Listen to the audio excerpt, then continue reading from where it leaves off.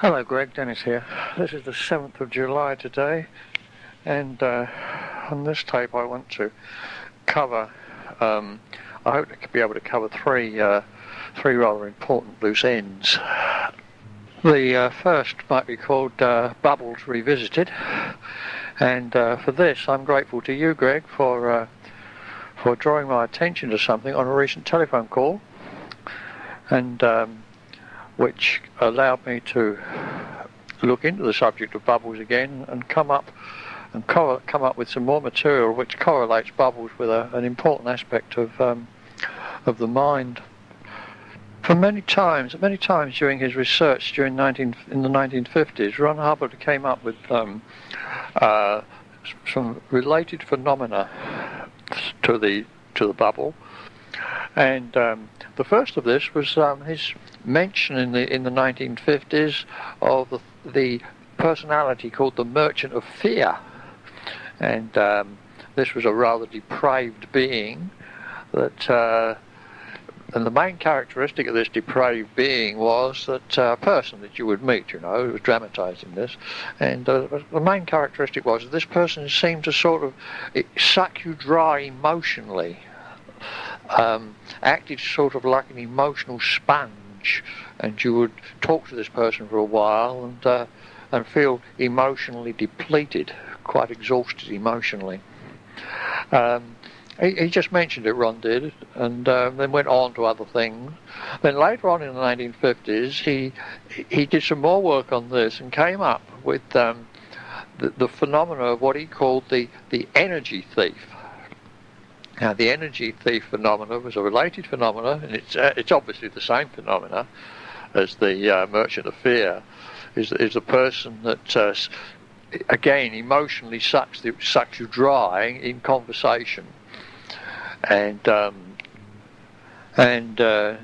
tears your happiness to shreds. I was present when he lectured on this subject, and it was quite a very, very good lecture he gave on the subject.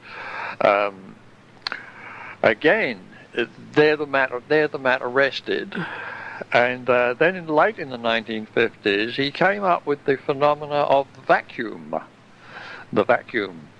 which he researched some more, and he found out that he discovered that the vacuum had this peculiar property of sort of slurping in energy, and again, if a person was dramatising this, they would show the characteristics of the energy thief and the Merchant of Fear, and This was the phenomena of the vacuum from the whole track, and it gets into a stimulation in present time, and the person would be dramatising this would be sitting in the vacuum and acting as an energy vacuum.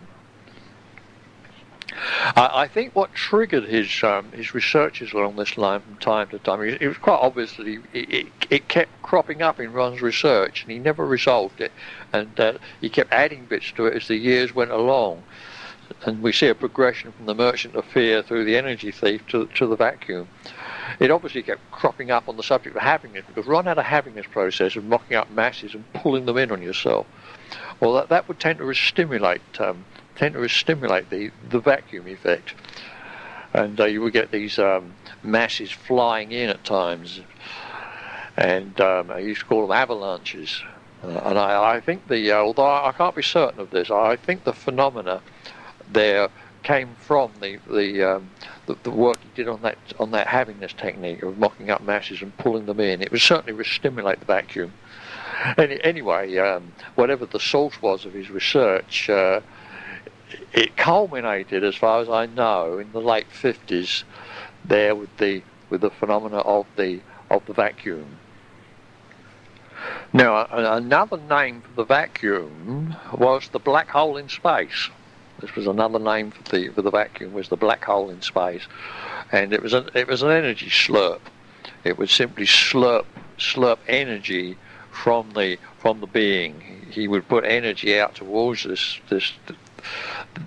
thing, and it would simply gobble up his energy, and again it would drain him dry emotionally, and he would feel quite exhausted, and his happiness would get shot.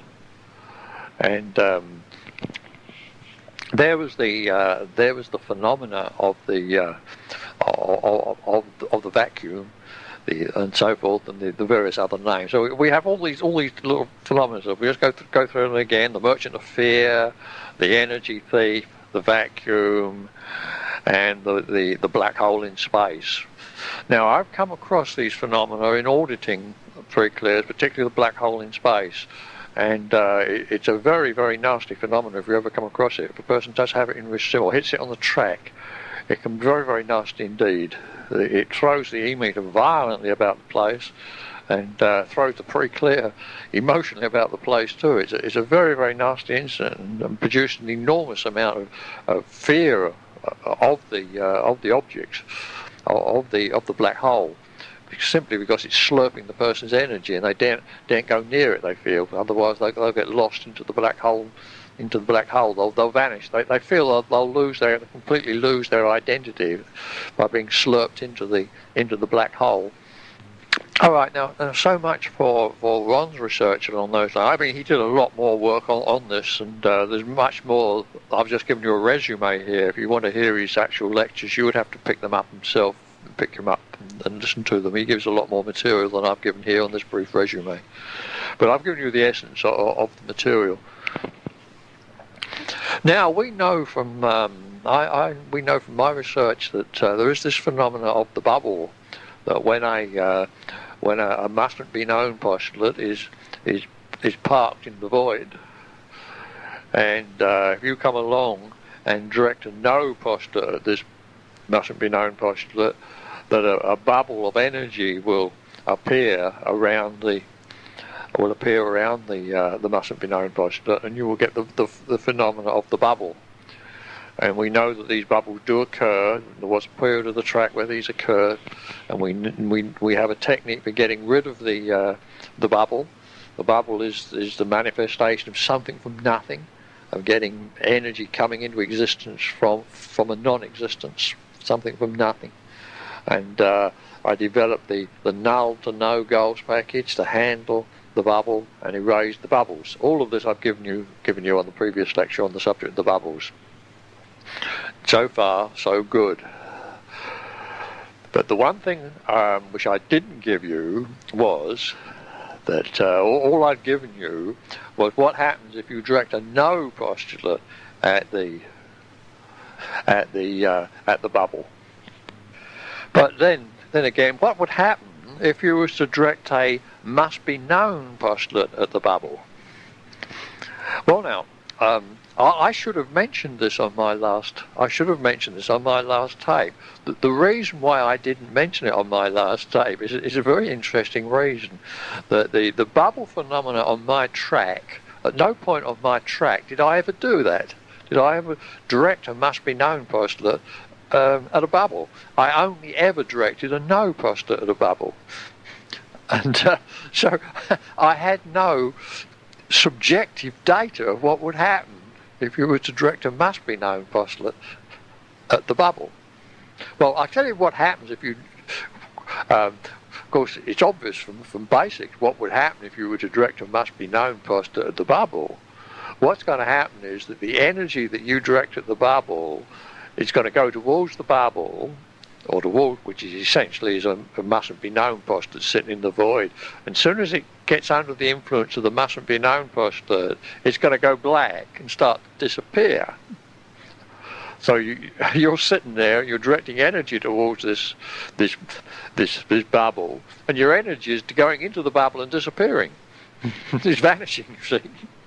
That's the effect that you're getting. You don't know what's in the bubble, you see. All you know is that you're directing energy at the bubble, and your energy is disappearing, going into hitting the mustn't be known postulate, and is going black and vanishing. You must realise that a mustn't be known postulate is an unblocking postulate. I mean, if you put a powerful enough mustn't be known postulate into an energy mass, the energy mass will simply vanish. It's the non-existence postulate mustn't be known. It's the non-existence. It's the way you unblock things. You see, so you've got a powerful mustn't be known postulate sitting in the void, and you direct a mustn't a must-be-known postulate added, you're going to get feel your energy. You're going to feel yourself being sucked dry. That's the effect there. But as long as you keep directing must-be-known postulates at it, you're going to lose your energy all the time, because it's going to keep disappearing under the influence of this powerful mustn't-be-known postulate sitting in the void. And so you get the effect of the phenomena that Ron Hubbard was mentioning there in his research. Now, the interesting thing is, I never correlated Ron Hubbard. I knew of his research, of course, but I never correlated it with the bubble phenomena, simply because on my own track I'd never done this thing. I'd never directed a must-be-known postulate as the bubbles. I had to do it in present time, create the bubble, put the postulate in the bubble, and direct the must-be-known postulate of the bubble, and immediately got the connection straight away between the vacuums, the merchant of fear, the energy thief, and the black hole in space. The whole thing just fell immediately into place, because there was the exact phenomena that Ron Hubbard reported in the late 50s.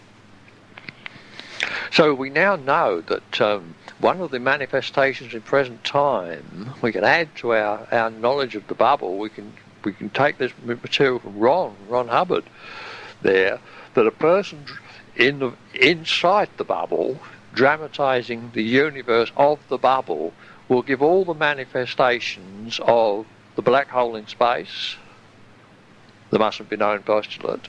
In other words, this person would almost certainly have a black field. And they would, when you talk to them, they would tend to emotionally dry you out. You will feel you're having this getting shot in their presence. This is the energy thief. And also the degradation there, the loss of happiness, of course, leads to a feeling of degradation. And the person who's collapsed into the bubble would of course be degraded, and we get this phenomenon of the degraded being in the bubble, the phenomenon of the merchant of fear. So all the ends tie up now there. That this is what would happen if your person was to approach a mustn't-be-known postulate sitting in space and direct a must-be-known postulate at it. They could get overwhelmed by the mustn't-be-known postulate. They'd lose all their energy to it, and they'd finally succumb to it and sink into the mustn't-be-known postulate. And they could be dramatizing this in present time. They could be dramatizing it. And they could actually be a bubble personality. They will become what we would call a bubble personality. I think that's a better name than energy thief or merchant of fear. It's a bubble personality. They show the manifestation of no substance. Their personality is all airy-fairy, no substance. There's nothing there. Every time you try and pin them down, there's nothing there. And all the time there's this uncomfortable feeling that you're in the presence of nothing, and there's nothing there. No, there isn't anything there. They're sitting in the middle of a bubble, and the essence of the bubble is that there's nothing there. And all of us have no doubt met this type of personality. I've met this type of personality. As soon as Ron Hubbard mentioned the phenomena back in the 50s, I recognised the personality, and I also recognised it from auditing pre-clears, because the phenomena had shown up in auditing on the whole track. But I hadn't recognised what it was. Many auditors had spotted it, but they hadn't recognised what it was. But as soon as Ron clarified it, we all knew what it was there. So there is the tying up all the loose ends now on the subject of the bubble. You can expect that some personalities will be inside the bubble, and they will manifest they will be an energy thief, and you'll find your happiness get depleted. They will tend to be a bit degraded as a personality, and so on, and also you can expect to feel the bubble personality. You come across this personality in everyday life. There's a sort of a lack of substance to them. They're airy-fairy. There's no depth to them. And you would also experience the manifestation of loss of energy. So that wraps the ends up there, Greg. That wraps up the whole subject. Now we can tie up the subject of the bubble now completely. There you get the phenomena of the bubble itself forming around the mustn't be known postulate is a characteristic of directing a no postulate at it. If you don't direct a no postulate at it, you won't see much of a bubble. If you direct a must be known postulate at a mustn't be known postulate, you won't. No bubble will form. You'll just get the energy slurp. You'll just lose the mass that you direct at the bubble. Tend to be unmocked by the mustn't be known postulate. So there's nothing fearful about this. The correct thing to do if you come across something which is slurping your energy, well, simply realise what it is. That it's a mustn't be known postulate, and simply duplicate it. It's okay. It's a mustn't be known postulate. That's what it is. It isn't anything mystical. Physicists in modern science have come up with a phenomenon called the black hole in space, where objects disappear into this thing which seems to be a bottomless pit. Well, now whether these things exist in the physical universe, they probably do. They may be a manifestation of the bubble phenomenon in the actual universe of physics, in the actual real universe in present time, in the galaxy in present time. I wouldn't be a bit surprised if they are there. So we do have the manifestation of the bubble still floating along in the universe in present time. It hasn't left us, it's still with us. It's the phenomenon of the bubble, and it's known in the subject of physics as a black hole. There's the black hole. So there, that ties the ends up on the subject of the bubble.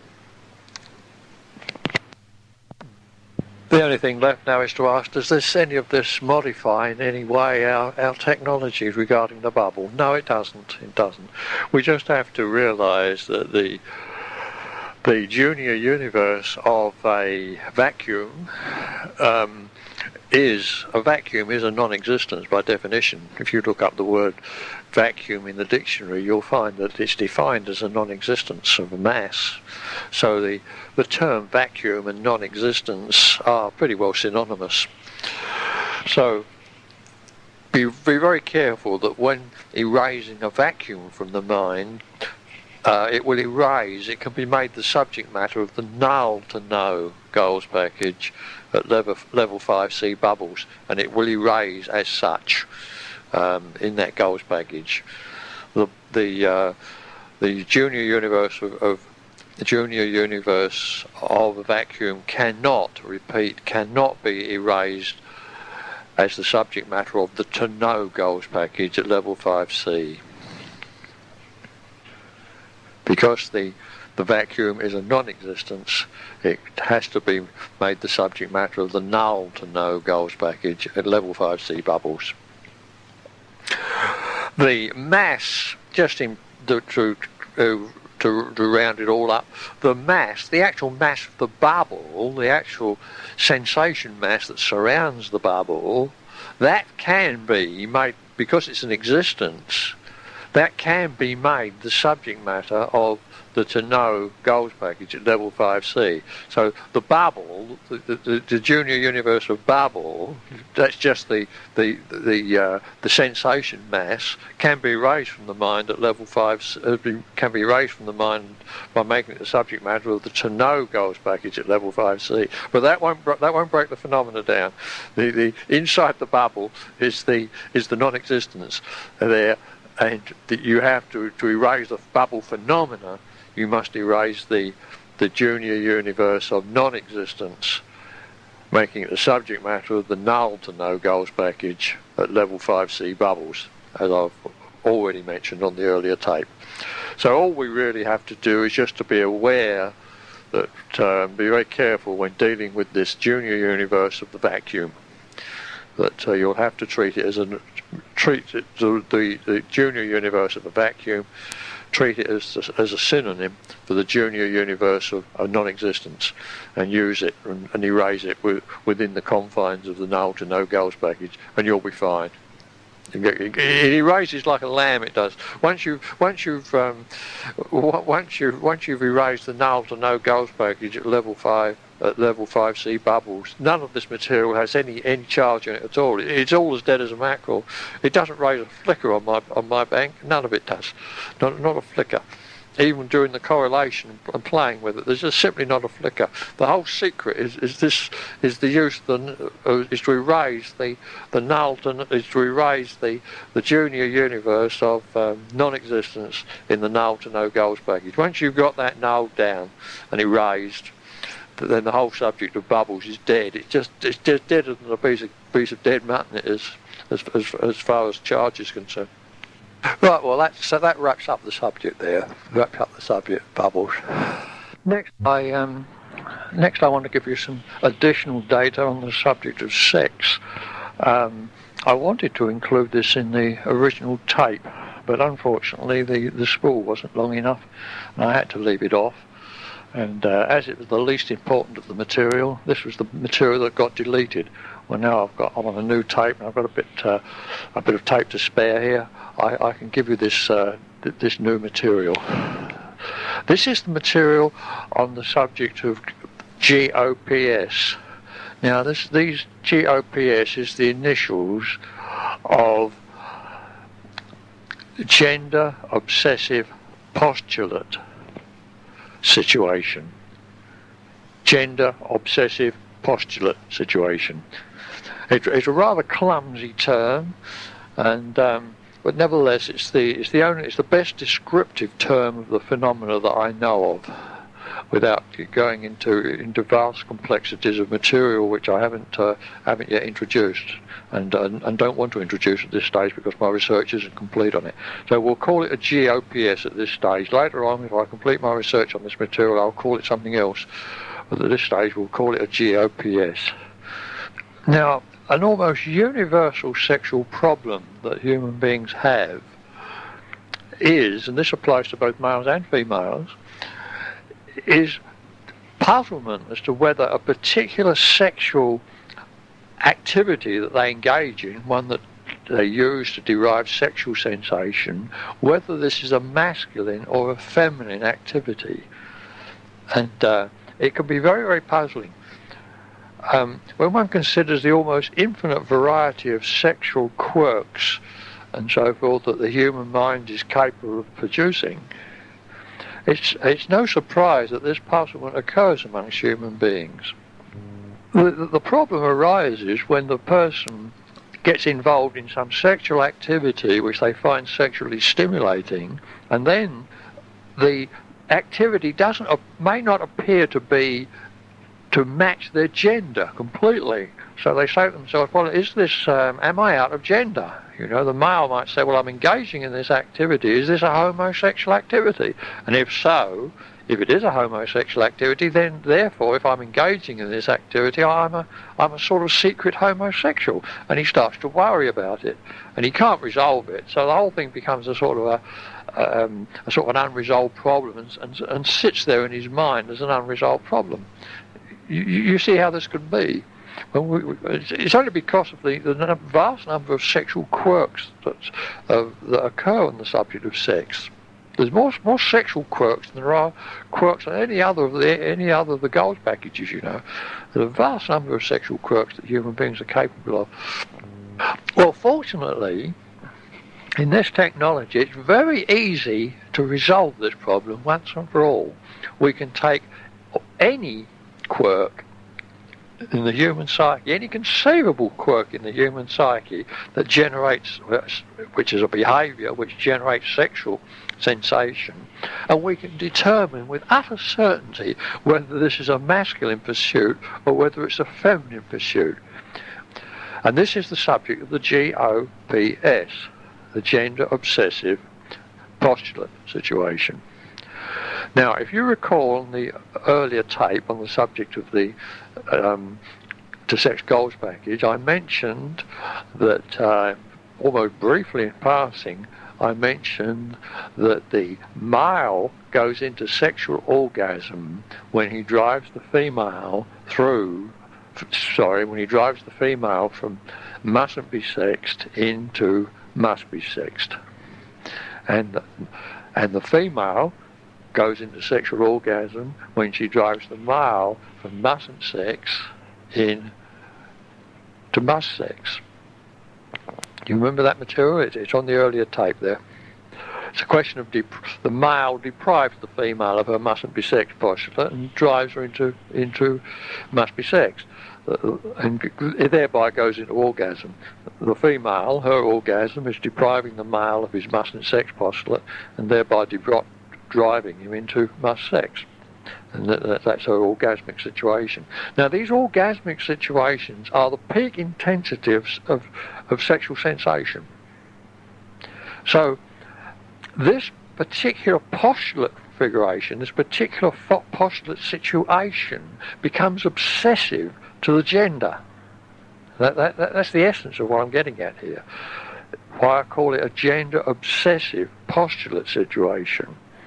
The male becomes obsessed with activities that deprive another person, whether a male or a female, that deprive another person of their mustn't be sex postulate and drives them into must be sex. He becomes obsessed with this postulate configuration, with this postulate situation. Similarly, the female becomes obsessed with the postulate situation where she is depriving another, whether a male or a female, of their mustn't sex postulate and driving them into must sex. In other words, these situations, these GOPS situations, become associated in the mind with peak sexual sensation. You see that? And, equally importantly, they're quite distinctive. They're quite distinctive. The male has no interest in the GOPS of driving a person from mustn't sex into must sex. He simply leaves him cold. He simply doesn't generate any sexual sensation for him in that situation. It's not a peak sexual experience for him at all. Yet that same situation is very, very significant to the female. Do you see that? Similarly with the female. To the female, the situation of mustn't be sex being driven into must be sexed leaves her completely cold. You see that? There's no significance for her at all. So these situations are distinctive of gender. We can separate gender, in other words, by the sexual quirk that the person has and is using to generate sexual sensation. Or it can need to be a sexual quirk. It can be just ordinary straight sexual relationship, normal sexual relationships. They're separated out too. I see I'm getting to the end of this tape, so we'll switch over to the other side of the spool, run it onto the end, and we'll pick up on the other side. There we are, back on the other side, same date. So this is of tremendous value to us on the subject of sexuality. All we have to do is to know what the sexual situation is that the person is engaged in, which they're using to derive sexual sensation. Note its postulate structure in terms of the sexual postulates of the sex goals package. In other words, see what sort of a sexual situation it is, what sort of a situation it is. And once we've spotted it, we know it's going to be one or the other. It's going to be one of those two. It can't be anything else. See, the person's either in a male, or he's either in a male universe or he's in a female universe. If he's in a male universe, it's the male GOPS, and if the person's in the feminine universe, the person's in the feminine universe, it's going to be the female GOPS.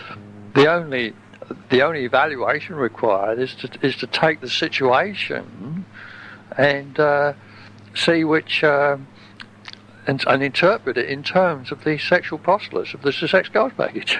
You see that? But that's not difficult, If you know the postulates, if you know those postulates, there, you can even see at a glance. It never poses any difficulty. Never poses any difficulty at all.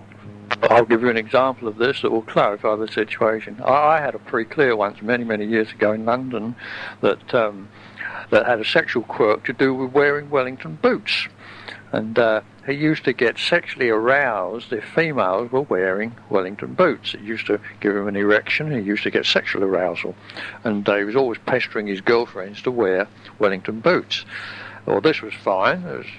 The only trouble was that he himself, if he wore Wellington boots himself, he again would get sexually aroused. And the problem was it used to worry him as to whether he was masculine or feminine. He didn't know whether it was a masculine quirk or whether it was a feminine quirk. He didn't know whether he was a homosexual or not. That was the main worry.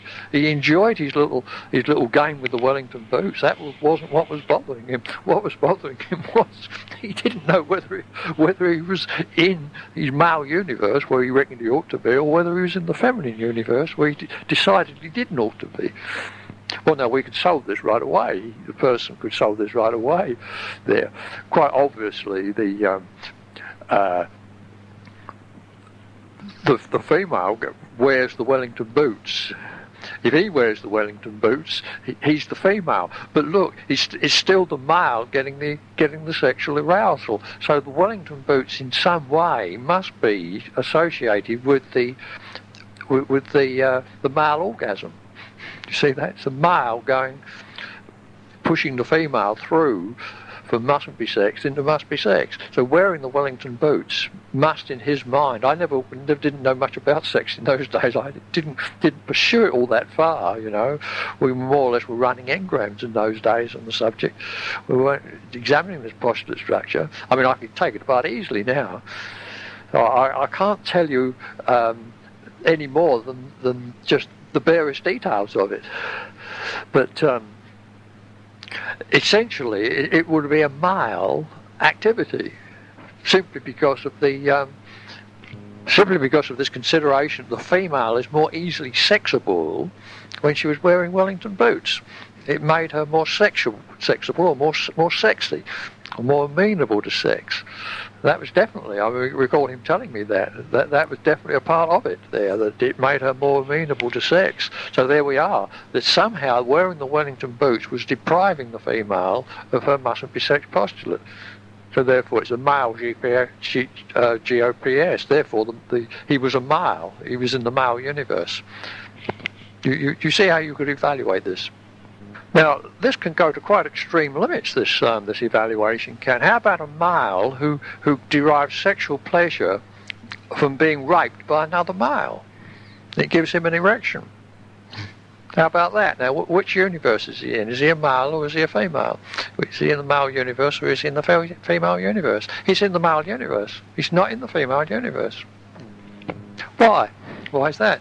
Well, the GOPS, the gender obsessive postulate situation that is giving him the sexual thrill, giving him the erection, is a person being driven from mustn't be sexed into must be sexed, which is the male GOPS. You see that?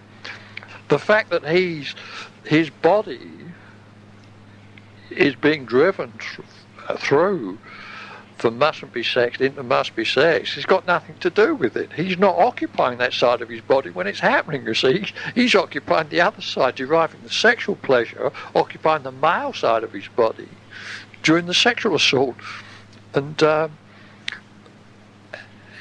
enjoying the sexual sensation as a male would enjoy it. You see that? So he's in the male universe at that point. So it's not difficult to sort it out. It's simply a question of which of the GOPSs is the one which is sexually stimulating to the person, and that determines their gender. Now, I'll give you an example of a male that's in a female universe. We have the case of a male who wears feminine clothes in order to sexually arouse other males. Now here, the GOPS, he's driving other males from mustn't sex into must sex. In other words, he's trying to deprive them of their postulate to not sex. trying to force them to sex, you see, by wearing feminine clothes. So this male is in the feminine universe. He's being stimulated by, naturally, because he's in the feminine universe, he's being sexually stimulated by a feminine GOPS. You see it? Take some feminine examples.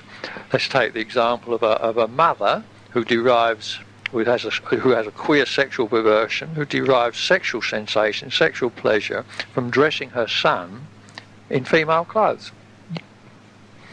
Now, what universe does that put her into? Well, it puts her into the male universe. It's a male GOPS situation, because she's driving her son from mustn't be sexed into must be sexed by making him wear feminine clothes. So therefore she's in the male universe. So it's a male universe GOPS situation. On the other hand, a mother with a sexual quirk where she derives sexual sensation from dressing her daughter in boys' clothes would be in the female universe. Now, why would that be? Well, by dressing her daughter in boys' clothes, she's driving the daughter into a must-sex situation. She's masculizing him, you see, driving the daughter from mustn't sex into must-sex by forcing her to adopt all these male gender symbols. So therefore, it's a feminine GOPS situation, and she's in the feminine universe when she practices this perversion. You see, they can all be sorted out, Greg. There aren't any. I think I've given you enough examples here now to say that it doesn't matter how peculiar the perversion, and providing the person derives sexual sensation from the perversion, you can always determine which GOPS it is, and thereby determine which universe, whether male or female, the person is in. So that's the mechanism of the GOPS. It's a very, very valuable mechanism. It's something that any sexual therapist would give his back teeth to know about. You know, I mean, it solves so many problems instantly. It's an instant solution to so many human sexual problems. Finally, on this little section on the subject of sex, I'd like to anticipate some questions I'm likely to be asked on this subject of whether there's any use of the bubble technology in the erasure of the to sex goals package. Well, the answer is no. The answer is no. Even though we have a situation where we have a male with male sex cells and no female sex cells, and female body with female sex cells and no male sex cells. I've thoroughly researched this whole area in terms of bubbles, and the answer is no. The answer is no. There's no bubble situation that I've come across on the subject of sex. In other words, the sex goals package will erase without using the bubble technology on the subject of sex cells. There's absolutely no point in it. It wouldn't be technically wrong to address the junior universe of no male sex cells within the null to no goals package, or the junior universe of no female sex cells within the null to no goals package. It wouldn't be technically in error to do so, but I've never come across a situation where it would be required to do so. And certainly one wouldn't dream of doing so until one had erased the general junior universe of non-existence within the null to no goals package. But anyway, as I say, there's no. I haven't come across any need to do this. I've thoroughly researched this whole subject of bubbles in relationship to sex there. And it's a dead end.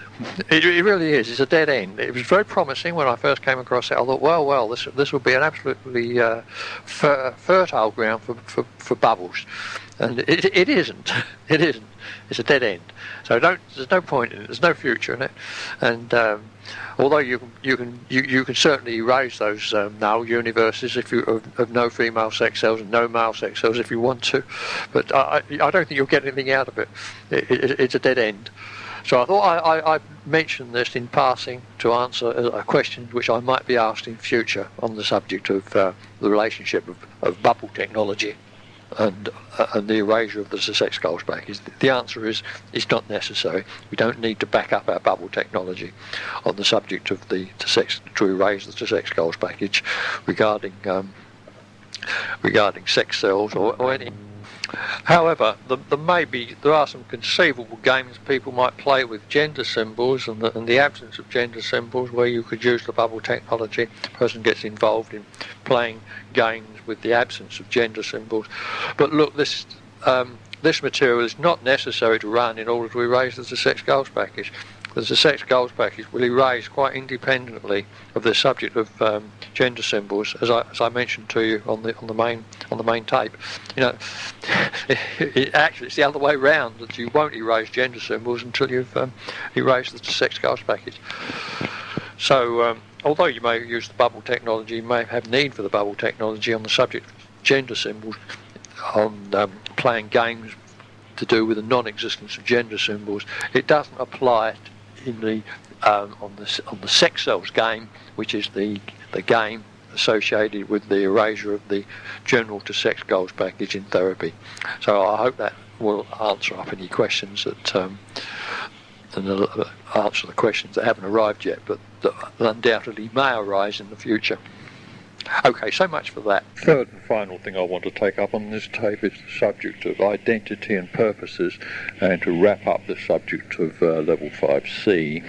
Well, the first thing we need to know about an identity is, of course, that it is a junior universe. The class of identities are within the class of junior universes. It's a type of junior universe. It's an identity. The only difference we see between the idea of an identity and the idea of a junior universe is that the identity we usually consider as being alive, whereas the main class of junior universe consists of both live and non-life objects, entities. Okay. Now it's very, very one of the propositions that a person finds very difficult, or some people find very difficult to grasp, is that a junior universe, and that includes identities of course, only consists of purposes. It's very, very difficult for some people to grasp this. They think that there's something else there. In other words, the great illusion in this universe is that a junior universe, identities, etc., consists of other things than postulates. Or if they do consist of postulates, they consist of postulates plus other things. Well, this just isn't so. The junior universe only consists of postulates. This isn't just an idle speculation. I can actually prove this statement, because in my research on many occasions I've erased postulates from the mind and discovered that junior universes are erased too. For example, the junior universe of masculinity consists of, and only consists of, the postulate to sex and the postulate to not sex. Now, how do I know this to be so?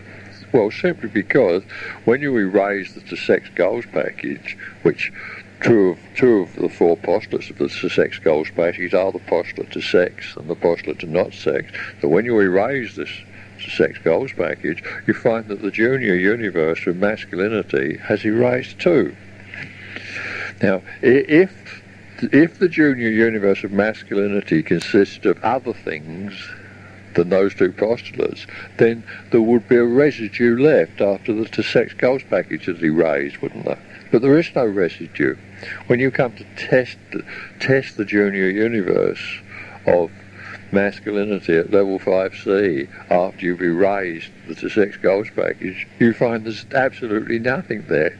It's gone, it's erased, it went when you erase the Sussex Gulch package. Similarly with the junior universe of femininity, which only consists of the two postulates to be sexed and to not be sexed. That too erases when the to-sec goals package erases, proving that it only consists of those two postulates. So I'm on very firm ground when I say this. It's not just an idle opinion. I'm on very, very firm ground. So our very first principle to do with level 5C would tell us the royal road to erasing junior universes at level 5C is to erase, first of all, or null down the to no goals package at level 5A as far as we can, and then to get stuck into the level 5B and null, or more than null, but collapse or erase as many junior goals packages as we can at level 5B, and only then to even start looking, even considering going on to level 5C. You see, there's a very good reason why step 5B precedes step 5C in the procedure. Step 5C simply doesn't run until you run step 5B. And we see why it won't run. Because the junior universe at level 5C consists of the postulates. They consist of postulates.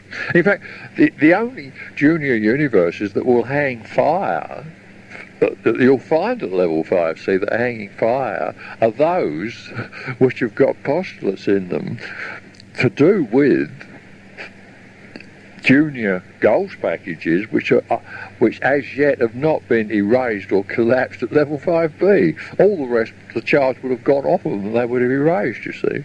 And as you're picking up these junior universes at level 5C on the basis of interest, your interest will naturally go to the ones which are unerased. You see, so you're picking them up there, and they won't erase. They haven't erased. The only reason they haven't erased is because the purposes of hanging fire in unerased and uncollapsed goals packages at level 5B. And why are these goals packages, these junior goals packages, hanging fire at level 5B? Why didn't they erase at level 5A?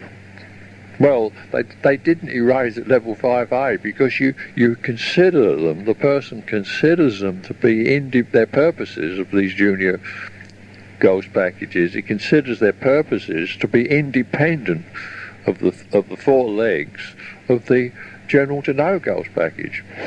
If the person considered the purpose of the junior goals package to be within the purposes of the general to no goals package, of course then the junior goals package will collapse and erase when you're nulling at level 5A. You see that?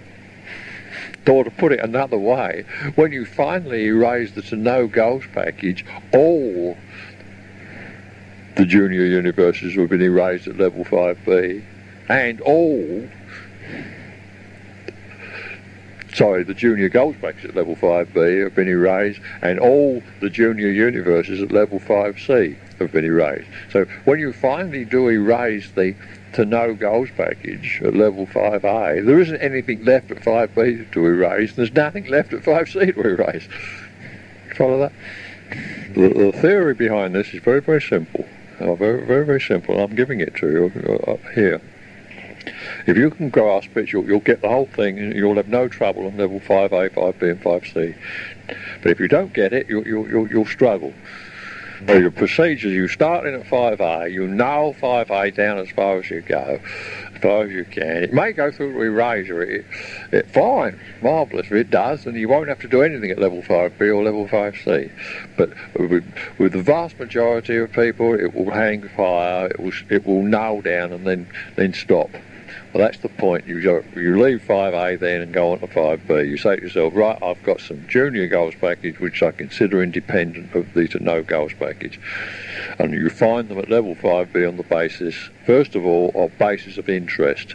But you select them off the prepared list I've given you. I've given you a list of the most important of the junior goals packages at level 5B. You select off that list initially till you've exhausted that list. and there's nothing on that list which is of any further interest to you. Then, when every time you collapse or erase a junior universe at level 5B, every time you erase or collapse a junior goals package at level 5B, you always go back and re-null the to no goals package at level 5A.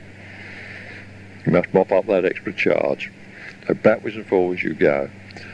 When you can't find anything on the prepared list I've given you, then you can. There's still there's still some charge around. So you say, okay, you can then start looking for junior goals packages of your own if you want to. I've given you how you can find them and how you can find if they're erasable or not. But finally, you're going to get to a point on level 5B where you can't find any more junior goals packages of any significance. It's all gone very, very quiet, but the to no goals package still won't go through to erase it. Right, that means you're now finished with 5B temporarily. You've got to go on to 5C now.